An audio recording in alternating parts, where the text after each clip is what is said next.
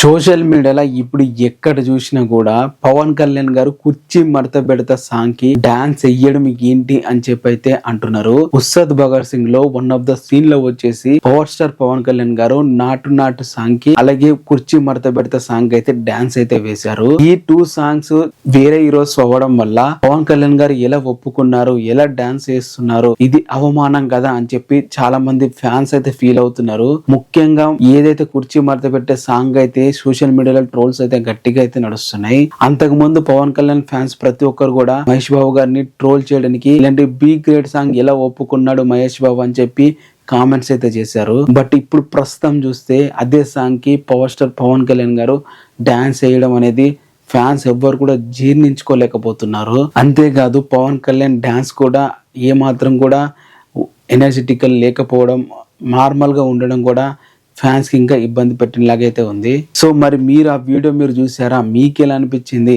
ఈ కుర్చీ భర్త పెడితే సాంగ్ కి పవన్ కళ్యాణ్ గారు డాన్స్ చేయడం ఈ ఐడియా హరీష్ శంకర్ గారికి ఎలా వచ్చిందని చెప్పి ఫ్యాన్స్ అయితే తిడుతున్నారనే చెప్పాలి. అండ్ చాలా మంది కూడా కొన్ని సీన్లు పవన్ కళ్యాణ్ గారు విట్నెస్ వైఫ్ ని తీసుకొచ్చినా కూడా ఇలాంటి సీన్ల అవసరమా మూవీకి అని చెప్పి కూడా కామెంట్ అయితే చేస్తున్నారు. సో మరి మూవీ మీరు చూసారా, మీకు ఎలా అనిపించింది ఈ సాంగ్ కి పవన్ కళ్యాణ్ గారు డాన్స్ చేయడం? కింద కామెంట్ చేయండి, సబ్స్క్రైబ్ చేసుకోండి.